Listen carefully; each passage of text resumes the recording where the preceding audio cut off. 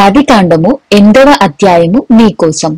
దేవుడు భూమిపై 180 రోజులు వరుసగా వర్షం కురుస్తూనే ఉండేలాగా చేస్తారు. అయితే దేవుడు నోవాహును జ్ఞాపకం చేసుకుని ఆ నీళ్లు భూమిపైన ఆరబెడతాడు. ఒక పక్క వినాశనం, ఇంకో పక్క సంరక్షణ. ఈ రెండూ చేసింది యేసుప్రభునే. ఇక్కడ చెడు నుంచి మంచి చేయటానికి లేదా చెడు నుంచి మంచి రావటానికి కొంత సమయం అనేది పట్టింది. అంటే చెడు మొత్తం నాశనమయ్యి మంచి పుట్టుకు రావడానికి కొంచెం సమయం అనేది పట్టింది. అయినా చివరికి మంచి జరిగింది. కాబట్టి ఇప్పుడు మంచి జరుగుతుంది అనే ఆశతోనే మంచి మార్గంలోనే వెళ్ళాలి. అయితే నోవాహు ఈ వర్షం అనేది తగ్గిందో లేదో అని తెలుసుకోవడానికి కిటికీని తీసి ఒక కాకిని పంపిస్తాడు.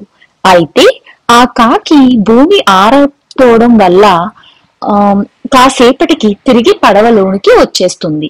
అయితే ఒక వారం తర్వాత మళ్ళీ ఆ కాకిని వదిలేస్తాడు. అయితే ఈసారి అది సాయంత్రం వస్తుంది. అయితే ఈసారి ఒక ఆకును తీసుకుని వస్తుంది.